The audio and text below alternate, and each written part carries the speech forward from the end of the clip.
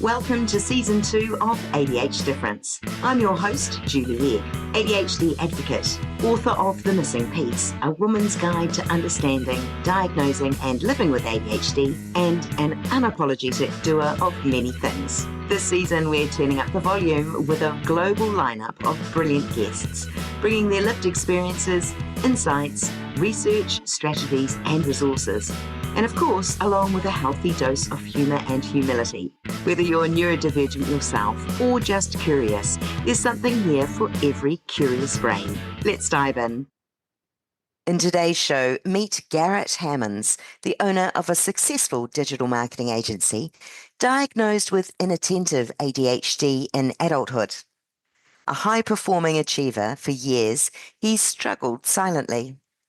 Getting diagnosed changed not only how he works, but how he leads, and has intentionally designed his agency to support neurodivergent minds.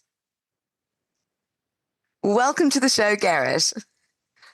Hey, thank you so much. I've been so excited to be on the show, and so this is a real treat for me. Yay, I'm glad you've joined us. Thank you. Look, you've spoken about being high performing on the outside, but feeling overwhelmed on the inside for many years. What was it that finally led you to seek an ADHD diagnosis? And how did it shift your understanding of yourself? Absolutely. I love that question because it opens up so many different things from my journey in life, and it's hard to even think back to a time where I wasn't diagnosed with ADHD, but that's the majority of my life. 2021, right in the middle of the pandemic, I got diagnosed, and really it was a time period where we couldn't go out and about and socialize as much. So I was reading more often, and I've always had a terrible time reading. It's been something where I thought I was dyslexic. So I originally was getting tested for dyslexia to see if I had some sort of issues going on there. And they told me, you do have some reading issues, but what you should do is go and get tested for ADHD. And it turns out I'm in like the top 93rd percentile of inattentive ADHD folks. And it changed so much inside of my life because before I thought, you had a hard time making friends as a kid because you're just weird. You're just kind of different, You had a hard time in school because, you just didn't learn the same way. Maybe you weren't as smart as the other kids. You needed more time on the tests, because, you just weren't quite at the same area as others. And so I got to reframe all of these things when I was diagnosed and think, well, goodness, maybe I wasn't a weird kid. Maybe I am smarter than what I think I was. And of course, because of all of those things, I've always been very high performing in the workplace, and not because necessarily I'm just better than any other marketer out there or something, but because I felt like I had to work that much harder because that was where I found my worth. I felt like in order for other people to like me, I had to perform. And so there was so much that happened after the diagnosis. I could really take a step and say, well, yes, now you can perform and do your job and do all these different things that you love, but you don't have to be as hard on yourself. You can be kinder, you can be more empathetic, you can go through these processes, but with a new perspective. It's an amazing shift change, isn't it? Once you realize, as you said, I'm not the dumb kid, I'm actually awesome. And there's an explanation now. I've just got a couple of questions on what you've been talking about. And one was your struggle with reading. That's actually quite common. And I also struggle paying attention long enough to really hold on to the grasp of some complicated things because I forget and I have to go back and reread the paragraph multiple times. So I'm with you there on the reading. You're overachieving dopamine and Yep. drive. And aren't they some ADHD traits put to amazing use? Absolutely can see overachieving, high achieving. Yeah. Oh, how exciting. It's it really is. And being able to think through some of these different pieces now, understanding my ADHD more, uh, I'm able to harness some of the ways that I can hyper focus on tasks, but I have to set myself up for success with that. It's so often, I do digital marketing, and I've been with an agency for close to 4 years now.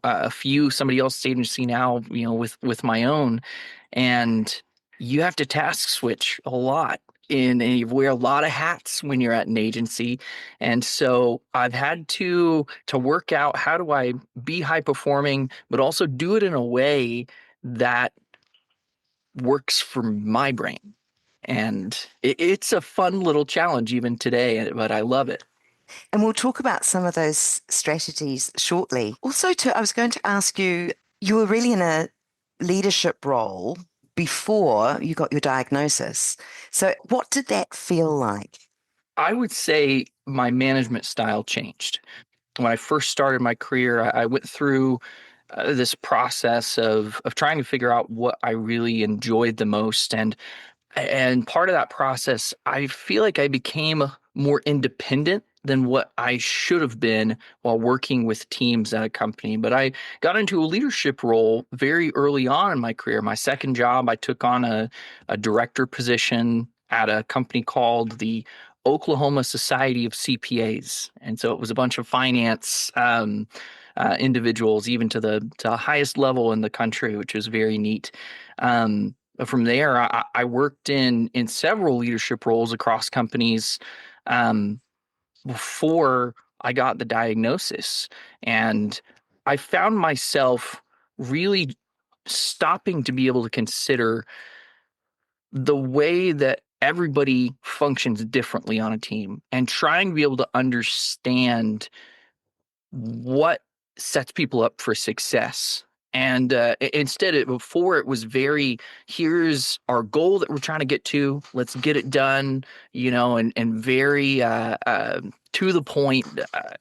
But it's so much more about the relationships, and most of that was me not understanding myself. And by understanding myself, I could then step back and try and understand how other people functioned as well. And so it did a big shift in my management style for sure. Big aha moments, no doubt, when everything started making sense, unpacking all those years undiagnosed. So, I'd love to hear about what you're currently passionate about now and the projects and what's currently energizing you. So, whether it's a project in the agency or a tool that you're building or a new concept that you've been chewing on, can you tell me a bit about that? Absolutely. So my wife and I, who both of us are neurodiverse, she's actually ADHD and autistic, and so she's out of the two of us, I'll just admit she's much smarter than I am, which makes a perfect pair for me. I can lean on her for a lot of things, but both of us, when we started this agency, we had a couple of different things in mind. One, we really wanted to be able to contribute something positive to the marketing agency space. And it's not like what we're doing right now is unheard of inside of the space, but really the reason why marketing agencies can still come into a market fresh is because there's so many poor marketing agencies out there. So it's almost a course correct for a lot of folks. They don't really work on tracking very heavily. They don't show how investment dollars are actually paying off in sales and where the return on investment comes from. So we had some different things in how we structured the agency to try and fix on some of those course corrects. But the part that I get the most excited about is because we're both neurodiverse, the other piece is that with the employees and contractors that we have as a part of Hammonds Media and Marketing, we wanted to make it very accessible for people of all different brains, all different perspectives, all different backgrounds. So we wanted to structure it to where neurodiverse folks could really thrive. And a couple of different things that we've been working on and continuing to structure is, for one, we don't have traditional work hours, just hard stuff. We make it to where, folks let us know when they're available. We're mostly all, because we're a digital agency, we're mostly all remote inside of the work that we do. And say that, somebody who has a neurodiverse brain, has comorbidities, things that cross over, and you wake up one morning, you have a migraine, you have, anxiety and depression that's coming, you name it. Well, all of a sudden, at a traditional workplace, somebody's telling you, you have to be here and you have to show up and perform, and no matter what, this is the way we do things.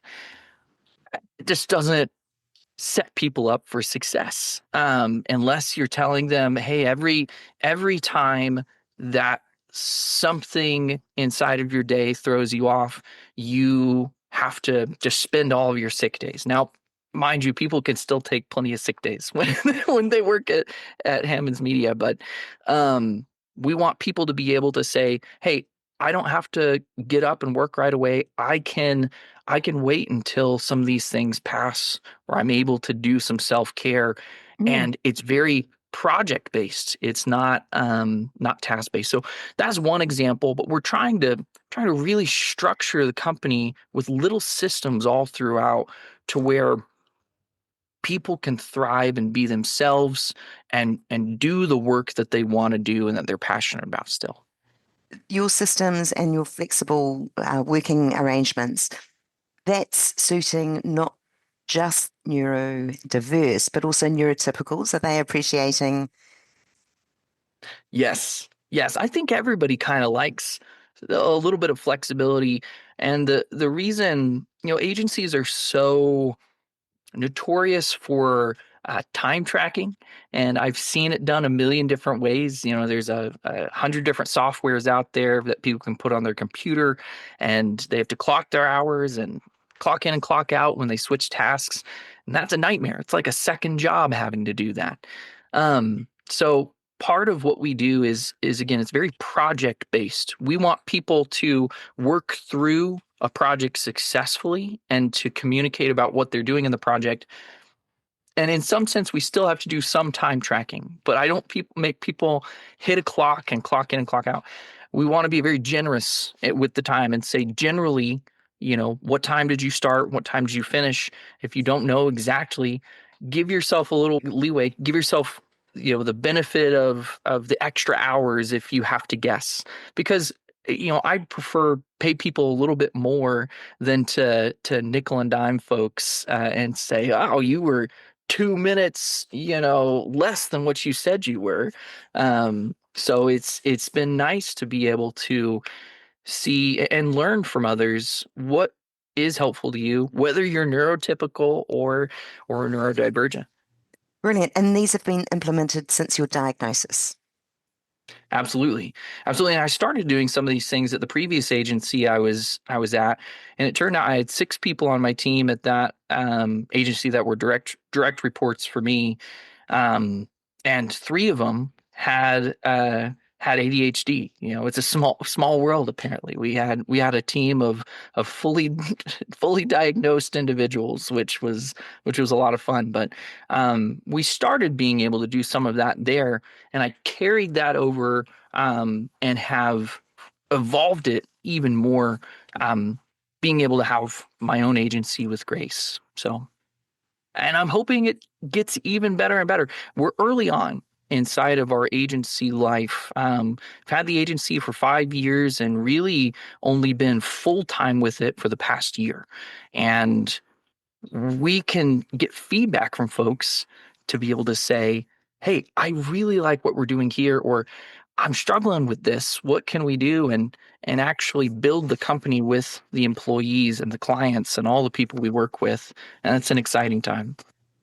That would be music to the ears of many workers, I bet, many team members, that is. Oh, you mentioned the sort of the agency space. And I think it may be no surprise to you that marketing creativity is one of the happy spaces for ADHDers. And in a list of careers of things that you might be drawn to, you've got the working on projects. Again, that's great because there's a start and an end and you can celebrate. That doesn't drag on forever and ever and ever. Also, those that like data and systems and structure, also like analysis of the data and the tracking and things like that. People can find that really interesting. And yeah, just the straight up creativity. I'm glad to hear it's all very alive and well in your neck of the woods. Absolutely. Yeah, and I've definitely seen that inside of the space. Even something like code developing, being able to just um, focus in on this thing that stays true as long as you are able to structure it. It's a nice structure, but then you're able to also see some of the creative side. You don't have to, you know, with developers, you could have UX designers who have visual elements, and then you have Mm. the coders who, you know, want to dig into the scripts and do all that jazz. And so, yeah, it's a great space for that, all different types of thinkers. Brilliant. And I guess these systems are evolving as well. I guess once you've ticked off a few, you're on to the next one to see how you can better the workflow or the team or whatever. So it's a continual project for you to look at new systems. Absolutely.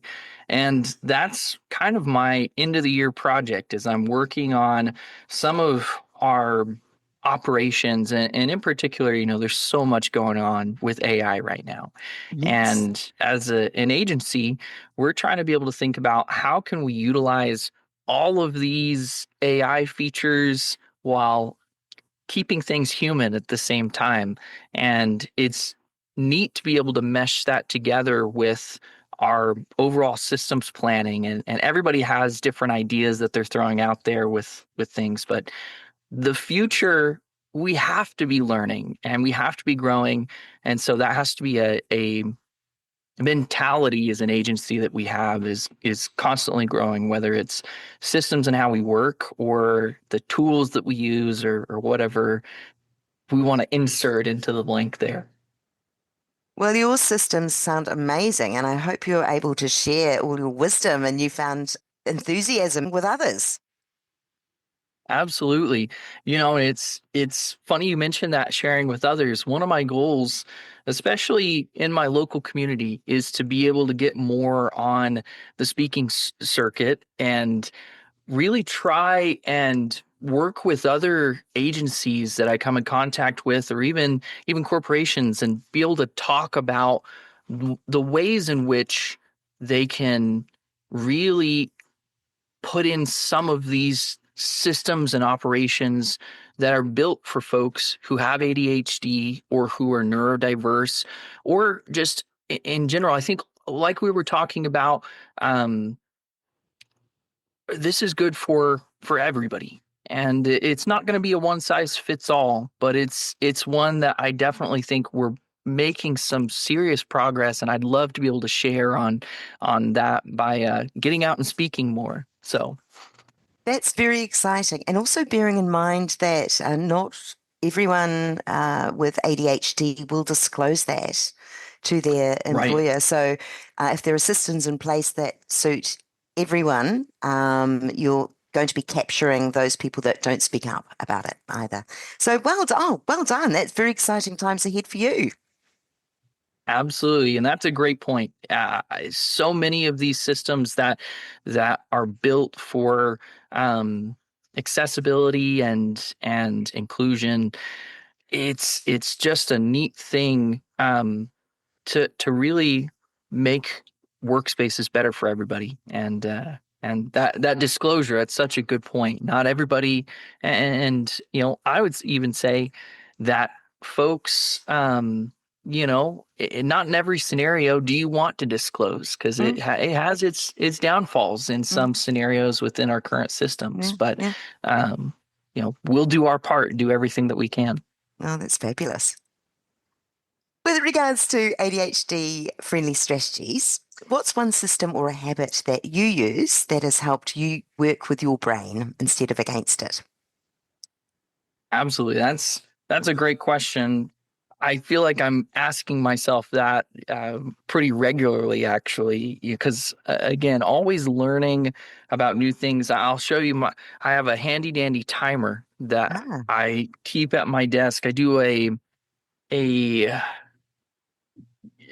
kind of altered Pomodoro structure.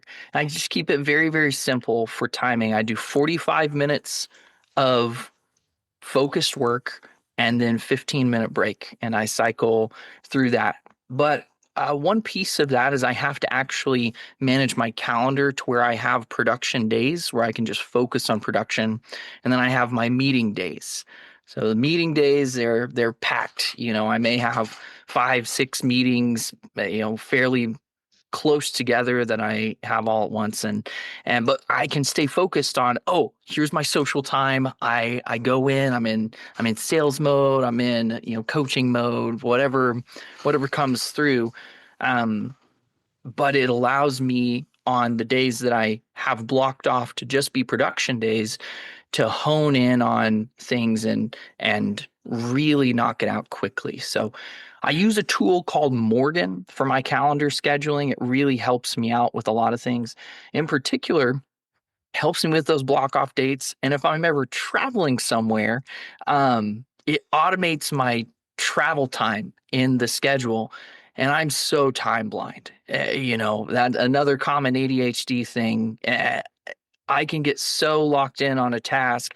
This calendar will, with the automated travel times, it'll alert me and I'll be like, okay, I need to stop and I need to leave because I'm going to have to drive 30 minutes somewhere to meet with a client.